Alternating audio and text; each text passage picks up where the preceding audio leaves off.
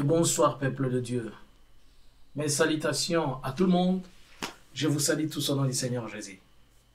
Un jour merveilleux comme celui-ci, nous ne devons que dire gloire soit rendue au Seigneur.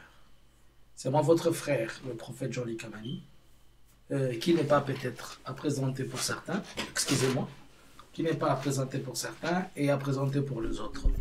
Je suis un chrétien. Si c'est ta première fois que tu m'écoutes et que tu me suis, je te demande de t'abonner à cette chaîne qui est la vérité. J'ai un message prophétique pour tout le monde qui vit en Europe. Et particulièrement pour tout le monde qui vit en Europe et pour tous les hommes sur la terre, les chrétiens, qui sont en Afrique, qui sont en Asie, en Amérique. Puisque même si vous ne vivez pas ici, vous avez un frère, vous avez un cousin qui est en Europe, vous êtes attaché, moi, si vous n'êtes pas ici, je suis votre pasteur, vous êtes en Afrique, donc vous avez aussi intérêt à écouter. Vous êtes en Asie, vous êtes en Amérique, vous avez intérêt à écouter. Donc, je vais vous demander de prier avec moi un peu, et après, nous allons revenir au message. Prions. Père éternel, le Dieu d'Abraham, Dieu d'Isaac et de Jacob, Seigneur, nous te disons merci, puisque toi, tu es celui qui nous tend la main, tu es celui qui est avec nous, tu es celui qui vit avec nous. Je demande à ce que ta faveur, ta grâce soit avec nous, daigne nous protéger, nous couvrir. Seigneur Jésus-Christ, montre-nous comment tu es le véritable Dieu dans notre vie. Papa, autorise que ce message aille jusqu'au fin fond, que tous ceux qui vont l'écouter le reçoivent avec action de grâce, et que par la puissance de ton Saint-Nom, que ceci s'accomplisse au nom de Jésus. Amen. Je vais lire un passage de l'Écriture comme soubassement, puisque c'est la parole de Dieu qui est le soubassement de tout ce que nous faisons. Je suis dans le livre des prophètes, Ésaïe chapitre 13, à son verset 11. « Je punirai le monde pour sa malice, et le méchant pour leur iniquité. Je ferai cesser l'orgueil des hautains, et j'abattrai l'arrogance de tyrans. » Je reprends. « Je punirai le monde pour sa malice, et le méchant pour leurs iniquités. Je ferai cesser l'orgueil des hautains et j'abattrai l'arrogance des tyrans. Amen. L'Éternel, le Dieu d'Abraham, le Dieu d'Isaac, le Dieu de Jacob, était en train de parler à son prophète. Et il s'agit du prophète Ésaïe, à qui l'Éternel était en train d'adresser un message. Il était en train de dire quelque chose que Dieu va faire, puisqu'il y a quelqu'un qui était en train de se compromettre, qui était son peuple. Il y a eu tellement désorgueillés, il y a eu tellement de tyrans, il y a eu des gens qui ont cru qu'ils sont arrivés. Et Dieu s'est décidé qu'il va les punir. À cause de leur orgueil, il va les rabaisser. À cause de cela qui se prend pour des tyrans vis-à-vis des autres. Et à cause de cela qui sont hautains. Voilà pourquoi il dit, je punirai le monde pour sa malice, à cause du péché. À cause du péché, Dieu va punir le monde. De quoi je vais parler? Il y a presque un mois, c'était vers le 30 mars, que j'ai réussi ce message. Il a fallu que je prenne le temps pour méditer et pour prier. Aujourd'hui, nous sommes le 23. Nous sommes le 23 avril 2022. Et j'ai eu la confirmation du message le 30 mars. Pourquoi je vous dis cela? Puisque j'ai vu un déploiement de militaires en Europe, dans l'Union européenne. Mais c'était un déploiement qui n'est pas normal.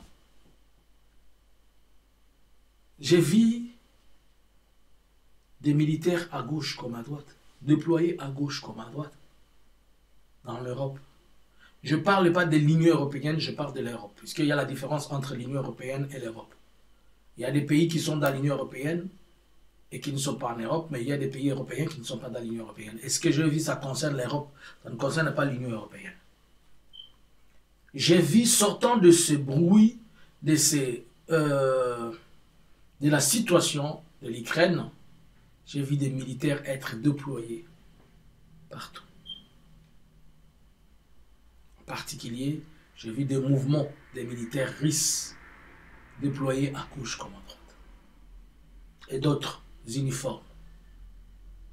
Alors pendant que j'étais en train de demander la confirmation du Seigneur, Je vais vous laisser suivre ce message qui vient d'un fils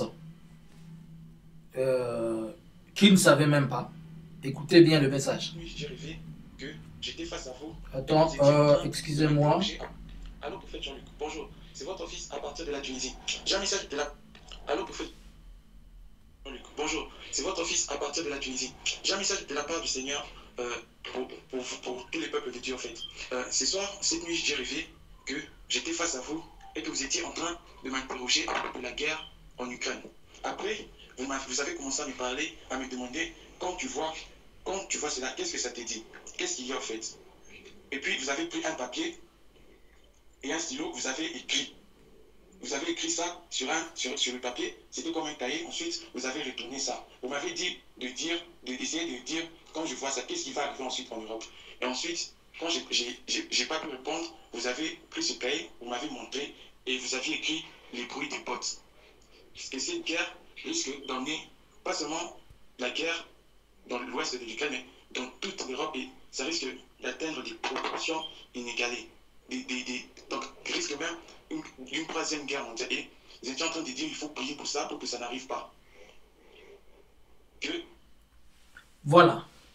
Ça, c'est un fils qui vit à Tunis, au Tunisie, et qui a vu que j'étais face à lui. Et j'avais un tableau. Et il a fait un songe que j'étais face à lui et j'avais comme un tableau ou un cahier. J'écrivais et je lui ai demandé de lire. Mais il m'a dit qu'il ne voyait pas. Je lui ai posé la question, qu'est-ce qui va arriver après? Et qu'est-ce que vous voyez de ce bruit, de ce qui se passe en Ukraine? Il a dit, je ne sais pas, il ne pouvait pas lire.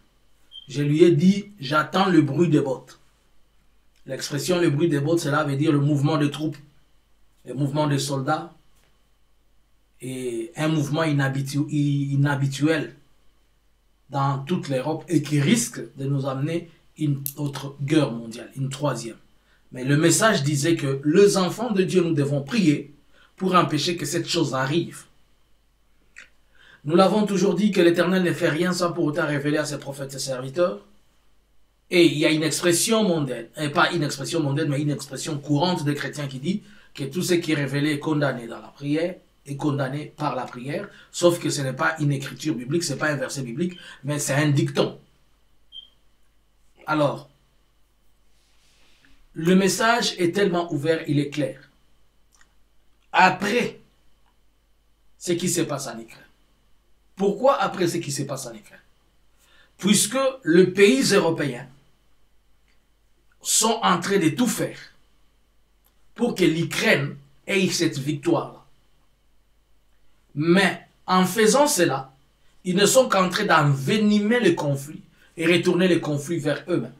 Par exemple, toutes ces armes qu'on est en train d'envoyer en Ukraine, toutes ces munitions, toutes ces roquettes. Récemment, il n'y a pas longtemps que le président ukrainien est en train de demander qu'on lui envoie des avions de chasse. Mais les États-Unis ont refusé de l'envoyer directement. Ils ont dit qu'ils vont donner leurs avions de 5e génération dans des pays, de l'Union européenne et que ces pays de l'Union européenne qui ont des avions MiG-28, MiG-29 plutôt, qu'ils cèdent à l'Ukraine. Et il y a eu des informations selon lesquelles que le Moshka, je pense, le navire russe qui a coulé, il y a des informations qu'il y a un avion espion des Américains qui avait donné ses positions à l'Ukraine, et c'est fort probable que ce soit l'Ukraine, après ces informations, que l'Ukraine ait touché ces navires-là, qui a sombré. Et le Kremlin a déclaré que c'était le début de la Troisième Guerre mondiale. Alors, il y a tellement de enjeux et de dynamiques que, à part la crise économique, aujourd'hui que la Russie est en train d'avoir la victoire par rapport à cette crise économique, c'est puisque ce sont des pays qui le sentent qui ont provoqué ça. À part cette crise économique, à part la crise politique, nous sommes entrés dans une phase où l'Europe entière va être en guerre. L'Europe entière sera en guerre dans ce qu'on est en train de faire. Mais ça qu'on le comprenne. Je vous pose une question, une simple question. lorsque on envoie, j'ai vu une vidéo où la Russie a presque prise au moins plus de 24 hectares de munitions et de tout genre qu'on a envoyé à l'Ukraine. Maintenant, lorsque ces armes qui ont été envoyées en Ukraine et que la Russie va bousculer ceux qui ont ces armes-là, où vont-ils aller? Ils vont rentrer dans les pays de l'Union européenne avec ces armes. Et quand ils vont rentrer dans les pays de l'Union européenne, qu'est-ce qui va se passer? Demain, on aura beaucoup d'attentats. Demain, on aura beaucoup de ceci, beaucoup d'insécurité. Donc, il y a une prolifération des armes qui sont en train d'occasionner une insécurité. Eux-mêmes, ils sont en train de créer une insécurité sans le savoir. D'une manière ou d'une autre, on sait tout le monde que la puissance de feu de la Russie, elle est forte. Aujourd'hui, la Russie ne fait plus la guerre à l'Ukraine, la Russie fait la guerre à l'Union européenne et aux États-Unis. Il se passe tellement beaucoup de choses. Il y a beaucoup de mercenaires, il y a beaucoup des officiels qui sont là. Il y a un général américain qui a été arrêté à Mariupol. Il y a des soldats britanniques qui sont déjà en Roumanie, qui sont aussi en Pologne, et les autres sont sur terrain, des mercenaires américains, des soldats américains mais déguisés en mercenaires, tout ça. Et toutes ces choses-là, c'est comme l'eau qui va les vomir, comme une vague. Lorsque la vague va passer, où on va les booster de là, il faudrait les suivre et il faudrait aller. Et le conflit va se répandre. Le conflit va se répandre à gauche comme à droite. C'est comme la vague.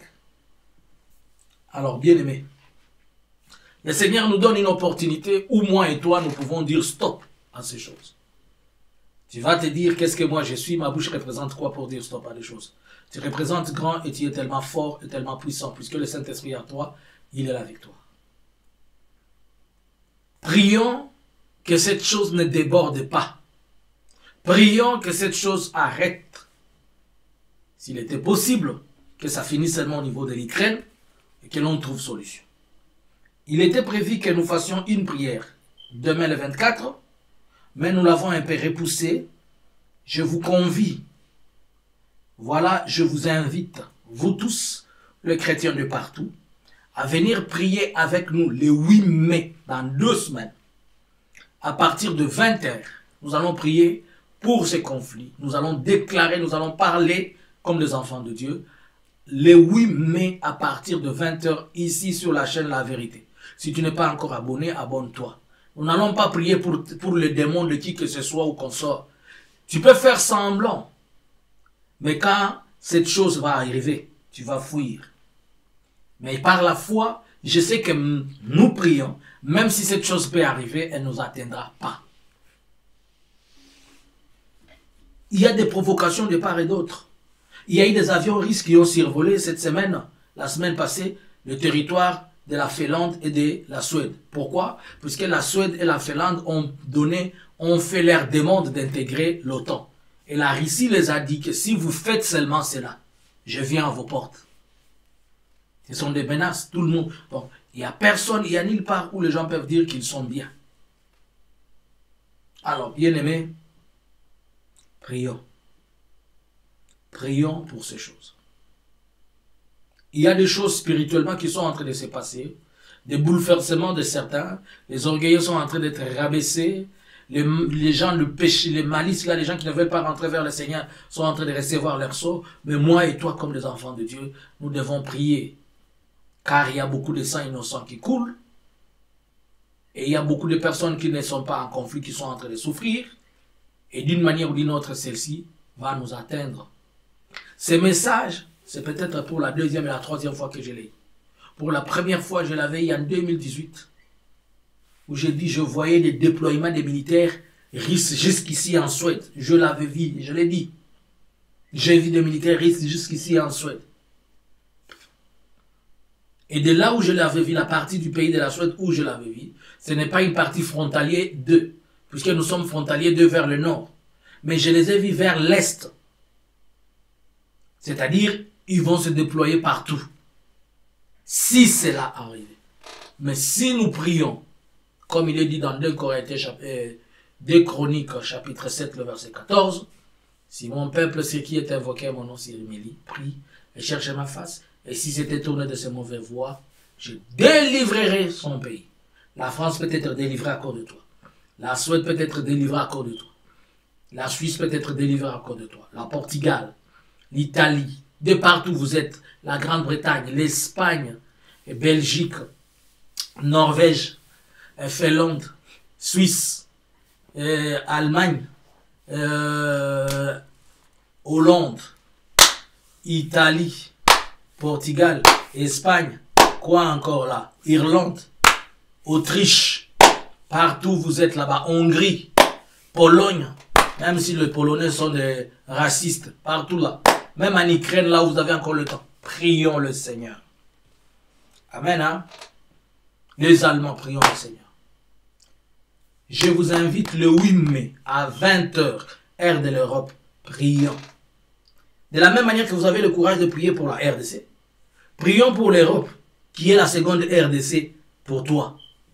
Puisque si ça barre d'aujourd'hui, tu vas chercher à fuir, mais tu iras où s'il n'y a pas des aéroports? Ça va être comme on a vu la situation de l'Ukraine là. Et surtout, vous n'avez jamais fui la guerre. Nous, nous sommes habitués à la guerre, nous on a vécu dans la guerre des années, Ouais. Prions. Le Seigneur nous demande de prier. Nous pouvons arrêter tout cela. La prière, elle est puissante plus que leurs armes, les sarments, les quoi, c'est dont vous avez peur.